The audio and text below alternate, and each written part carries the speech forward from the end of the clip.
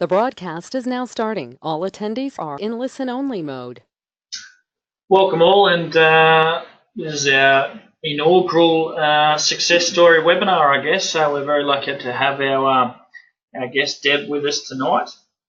So what we're looking at doing here is, as with the preamble, the best way to sort of be successful is surround yourself with people who are successful as well. Surrounding yourself with like-minded people, and I guess that's why you've joined the property club and you've got your own property mentor, because you're wanting to learn from their mistakes and help yourself moving forward. So one of our property mentors within the Sewell branch is Deb Fox, and I'd like to welcome Deb here tonight. Say hello, Deb. How are you, Jake? I'm good. How are you? Oh, excellent. So just before we get started, look, I'll just flash up this disclaimer here. So obviously this is just general information. Any advice pertaining to your personal circumstances should consult the professionals.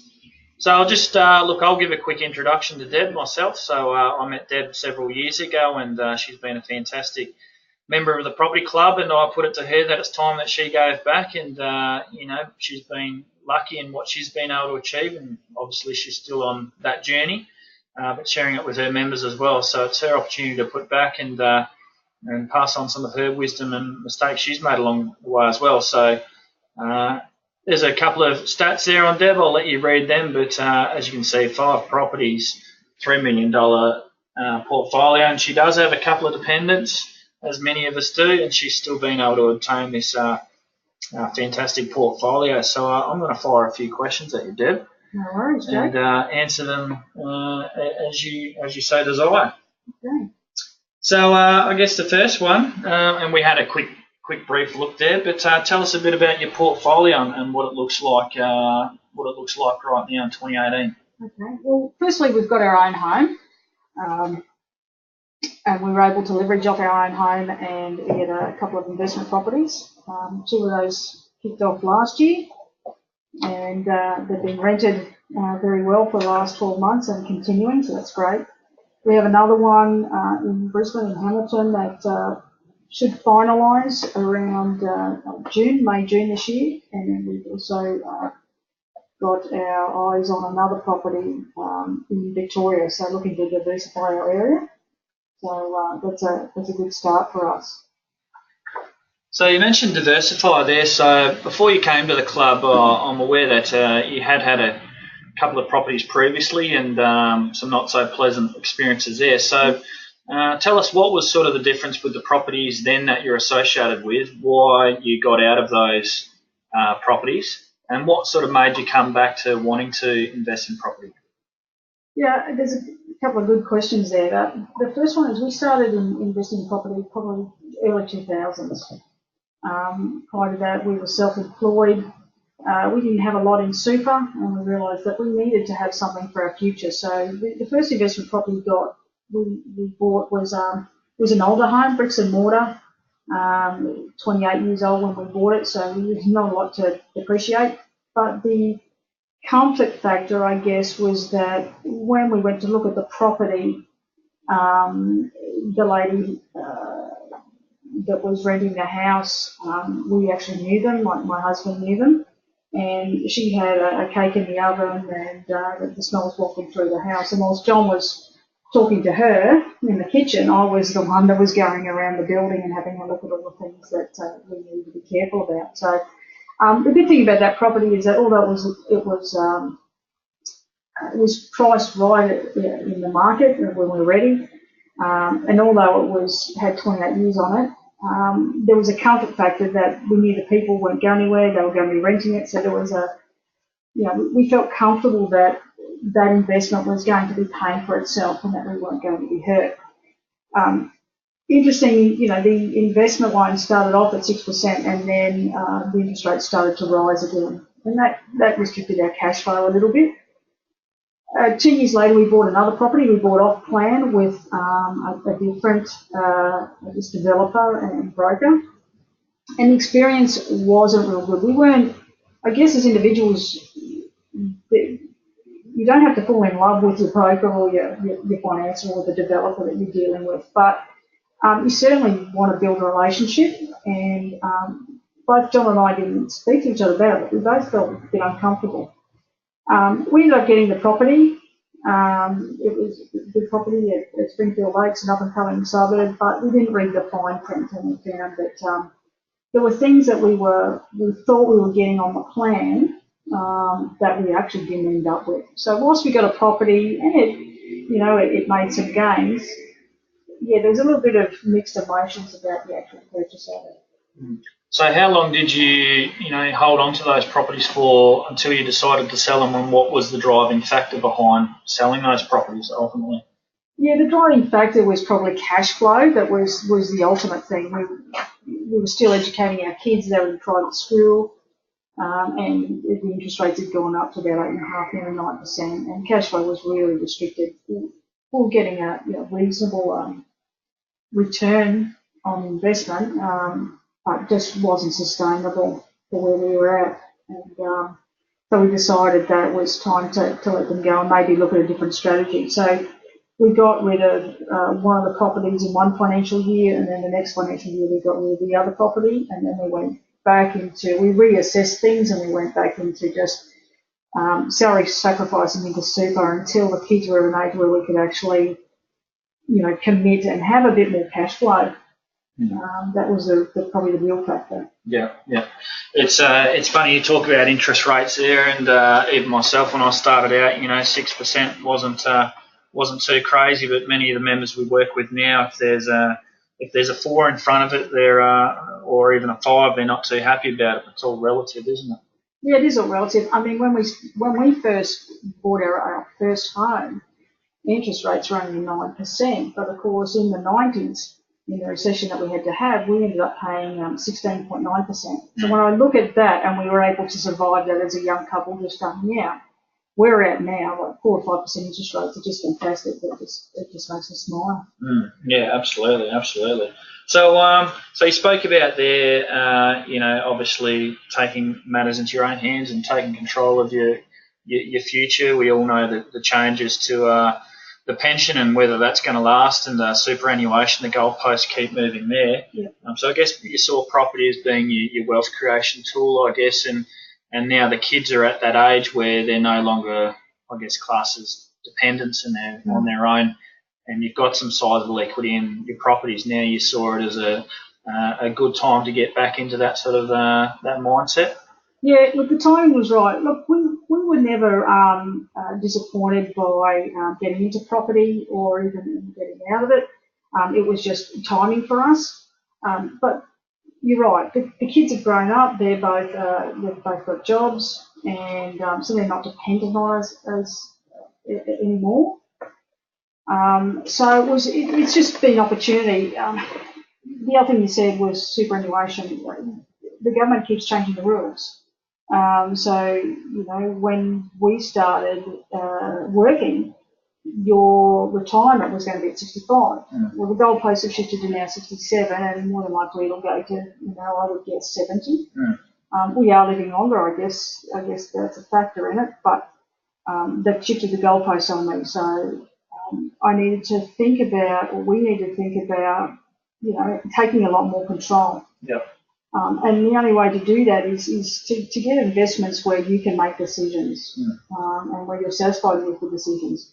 The government has all the control on super, and yes, they have control on how we can, get money, I guess, through the banks to a certain extent, but at least you've got control of decisions of where to buy, what to buy, how long you hang on for it, those sorts of things. It's about your comfort level. And have you sort of set, a time frame around all of this, or have you just seen it more as, the properties are going to provide you more options in the future? Or have you set a date saying, look, by the time I'm 65, I no longer want to be working, I want to be relying on my properties? Have you sort of forecasted that way? That's a really good question. I mean, if I had my choice, I would retire in 3 years. Obviously, as we all would. But since I don't have the magic lotto numbers, I have to think a little bit more strategically. Look, ideally, what we're trying to do is set ourselves up with a portfolio that will actually give us a retirement when we're ready. So that could be at 65. or it could be a little bit later. But certainly what I'd like to do is have ourselves positioned so that that the properties are paying for themselves and I don't have to worry about them. And then rather than doing 5 days a week work, that I got to maybe something a little more comfortable at 3 days of work, getting into when I'm into my 60s. Yeah. That's ideally. And then as we get into retirement, we should have enough in our portfolio to be comfortable. We're average income earners. And it seems to me that we're sort of in the middle of the range wage earners. You're in that sort of funny target area where you get taxed quite severely, and you're expected to look after your own financial future. So if you don't do things early enough, then you won't have enough.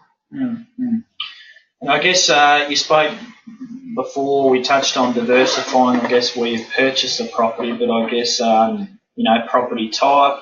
You found another broker within the property club who I'm guessing you're quite happy with. Yes. What has that all sort of led to? What have you learnt along the way within such a short, limited time? You've gone ahead and looked at purchasing your 5th property. That's still off the plan well and truly, but obviously there must have been some level of comfort with your previous 2 settlements that happened quite smoothly. Yeah. What was sort of the mind shift there, and how has your understanding of your finance structure changed over that time? Yeah, I guess over the last couple of years I've learned a lot. Certainly having a good financial broker on your side is really key. Harinder, I hope he doesn't mind me saying his name, but Harinder's been brilliant. Couldn't speak highly enough of him. Harinder from House and Home Loans. House and Home Loans, yeah. Absolutely. He's just been easygoing, and he understands where we're at and what we're after. So he will, if I want to sort of go too far and stretch things to the limit, he'll just smile at me and go, "Oh, do it." Yeah. Maybe we should have another look at things. And he's very level-headed. He's able to access a lot of information and break it down for me nice and easy. And you can really get lost in some of the written paraphernalia that's out there. Yeah. You can get so lost in it; it becomes so complicated. And I guess the other thing is that with all the financial arrangements with all the different banks, the laws have changed a lot in the last couple of years, and just try and keep pace with it and understand it. The average person, it's just it's a full-time job in itself. Yeah, absolutely. Yeah. So that's been, really great for us. Yeah, I think, and investing like we're talking about here, $3 million worth of property. That's a small business with a turnover of $100,000 a year. So you really need to run it like a business, and to run a successful business, you need good people around you and a good team. So, and that's sort of the feedback I've got, but I've got as well is and same with Harinder. He's an investor himself, so he knows what we're trying to achieve here, and he's talking the talk but walking the walk. So I think that puts I think that helps with it all too, doesn't it? Yeah, it does. I guess the other thing is that there are different ways that you can structure your loans or your finance, and there's no one set way. So, Harinder looked at what we actually wanted to achieve and what we had and where we wanted to be, and then we looked at a whole heap of different arrangements how to structure things. So, it's not you go to a shop and just one thing is the only thing that you can buy. One size fits all. Yeah, it's not like that. It's really put together for you and for your circumstances, for your family. Yeah, and it's the same with, especially now you mentioned, how finance restrictions are a lot more difficult. It's so important to get it correct from the get-go. Otherwise, and we see it many times, we'll have members who come to us and they've got their own property and maybe one investment, and because their loans haven't been structured correctly, they're sort of stuck.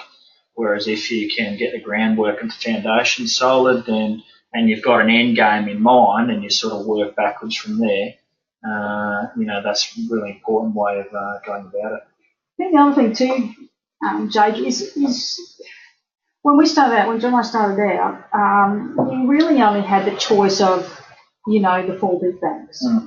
And so you didn't have a lot of market choice. Now you can start a structure, and we're with, 2 different banks at the moment, and now we're looking at actually the next one is going to be with a different bank again.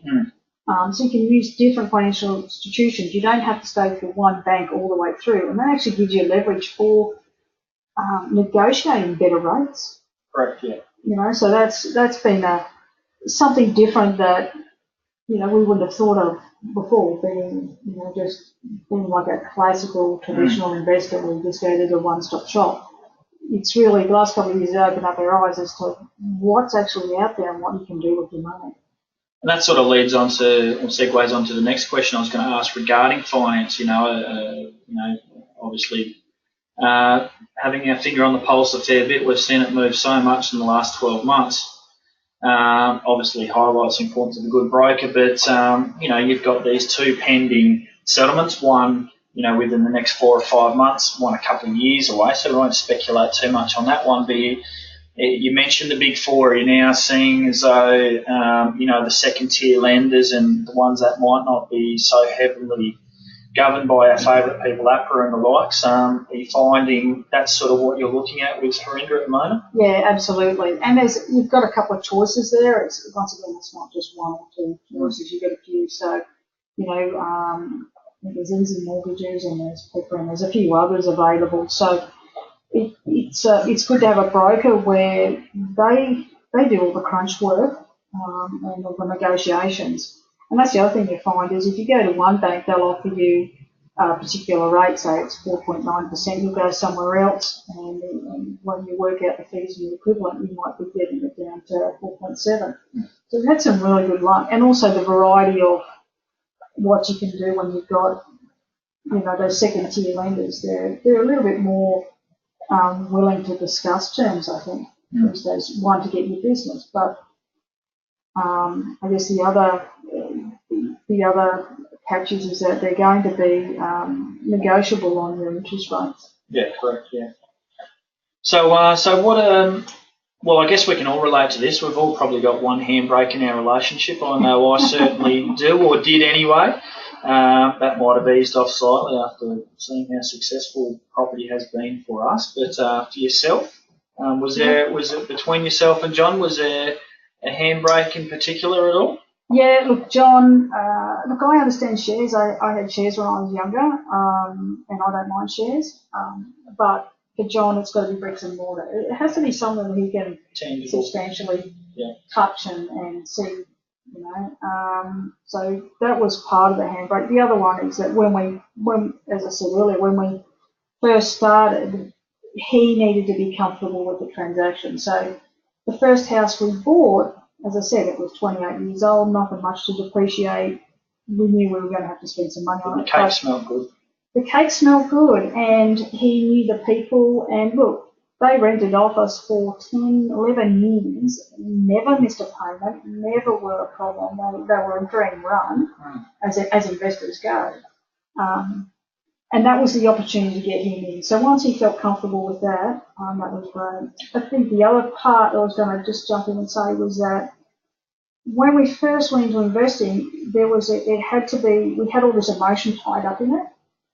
Now that we're a little bit more mature, it's more a case of your investments your home is your home. That's where your emotion and your love. It's your castle, yeah. Yeah, absolutely. But when you start investing, you have to realise that's a business. That's something that's got to set you up for the future. So whilst you can have some feelings about things, you need to make decisions based on facts and not let your emotions get ahead of you. Very important. Yeah, and you spoke about a 28-year-old property, but back then, can I ask how old you were when you bought your first investment property? Oh, gee, Jake.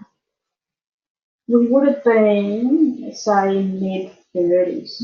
And were you aware of how much of an impact depreciation can have on holding of a property and tax shift and all that sort of stuff? Not at the time. So you don't know what you don't know, and at the end of the day, you need to be comfortable too with the decisions you make. I mean, I guess it's easier once you've had the success and you have got that business hat on, but particularly starting out, you want to be comfortable in those decisions. But I guess that's where, and that's what sort of drew me to Property Club, is we could learn from other people's mistakes, educate ourselves before jumping in, and then being comfortable with those decisions, and they turned out to be the correct ones. So I guess what sort of drew you to Property Club? How did you come across Property Club, and what have you found to be some of the best parts of being involved with Property Club? Yeah, look, friends of ours introduced us to Property Club and was chewing my ear for a while because we're quite like-minded. We always talk about investments and things that we're going to do. We holiday together, they're great friends. So one of the things was when my attorney dragged me along to a session down at the Gold Coast. And it was just, it was quite easygoing, it was relaxed. It was informative and not pushy. It wasn't in my face, hey, you've got to buy something today, you've got to do this, you've got to do that. And then I went to another one, and the more I started to learn, I was getting information and not having to pay for it.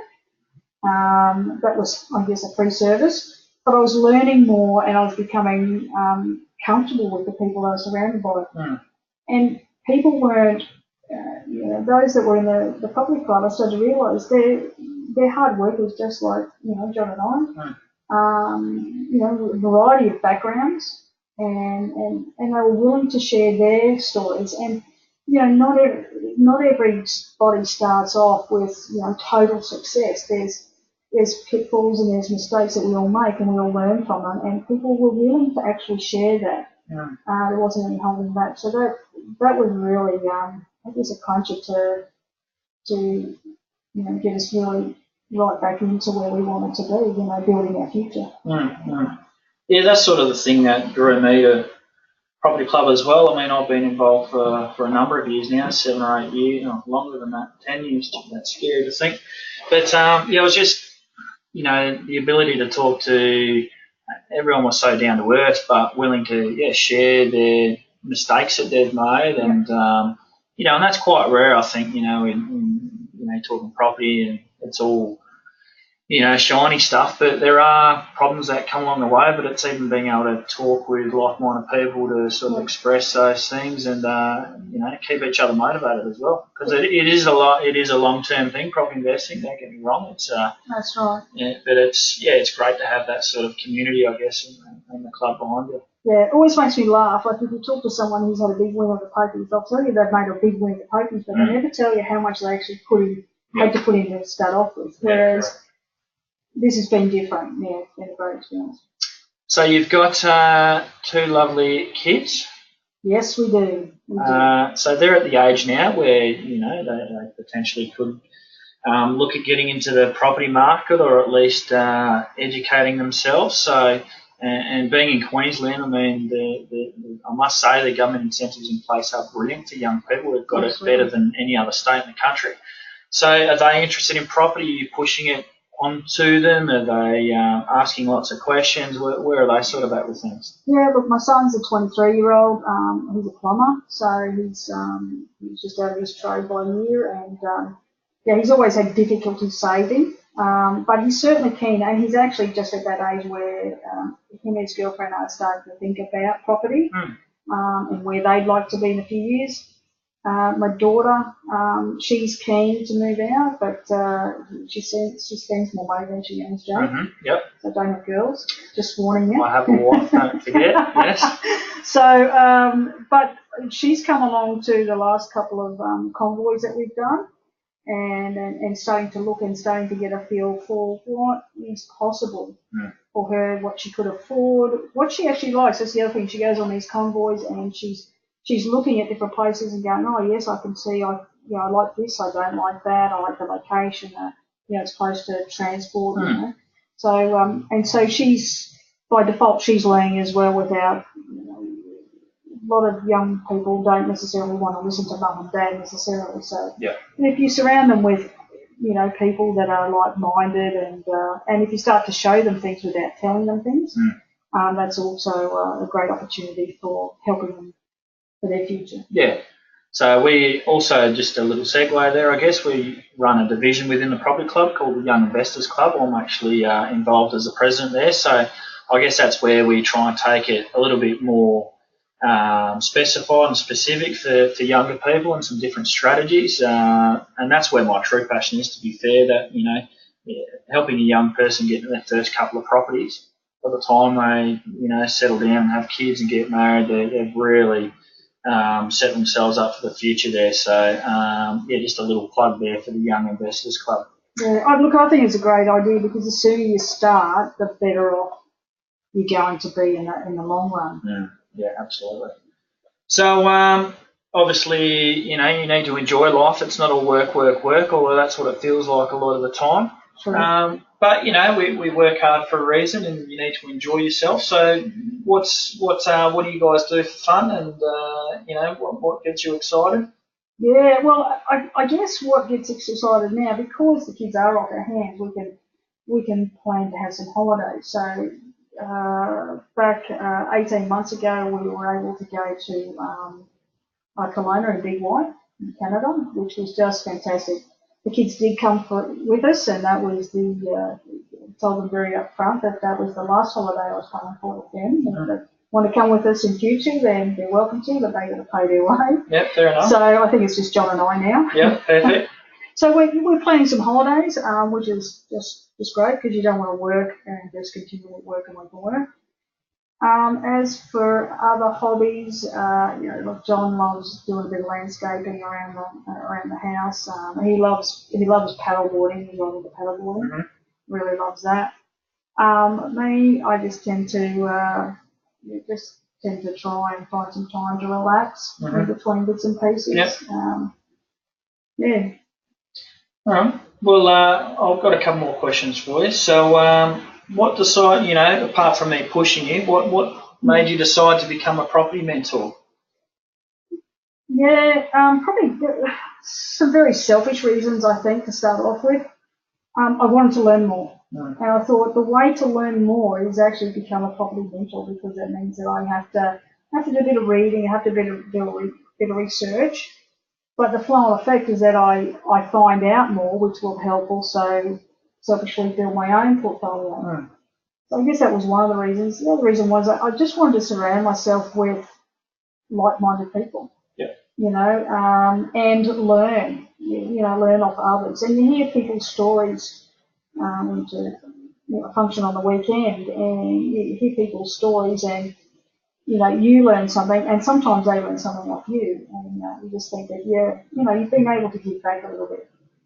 I'm a bit like you, Jake. I look at our young people and think, we really need to help them out, because there's so much misinformation out there, and there's a lot of traps for them. Yes, the government provides some wonderful incentives, but they also can be locked into things that they just can't afford. So having the right information and being surrounded by people that can provide it is great. And I just thought, this is a good opportunity, and it's time for me to do it. Yeah, look, I completely agree there, and there is so much misinformation out there, and and not everyone's going to follow what we say, and that's fine. But I think it's important, especially with young people, to at least have the opportunity to hear what their options are and to fully understand what they're getting into before they do. I really feel that's particularly why I do it, where my responsibility lies in that. I was lucky enough to learn a lot of this stuff and self-educate myself, and I think it's really important to help others have that same knowledge. So I guess we're probably going to have quite a few people out there who might not have even been to. You spoke about our convoy there, which is where we all follow in a car and go look at some of the stock. You spoke about an event, a social barbecue we had on the weekend. We've got people listening out there who haven't necessarily been to a property club event. Give it a bit of a plug. Why should they come along? What can they expect? Yeah, look, in all honesty, it doesn't. I guess the first thing is it doesn't cost you anything. It only costs you time. And if you're interested in doing something, then, you're only talking about a couple of hours here or there, but you go along. There's no pressure. That's the one thing that I really like. The convoy that we did a couple of weeks ago, it was basically, here's a property to have a look at, wander through, have a look, open up the cupboard, see what you think, and then we'll move on to the next one. So you get to see a number of variety of properties in a 3-hour segment. You get to ask questions, you get to look at the local area, and there's no pressure to buy.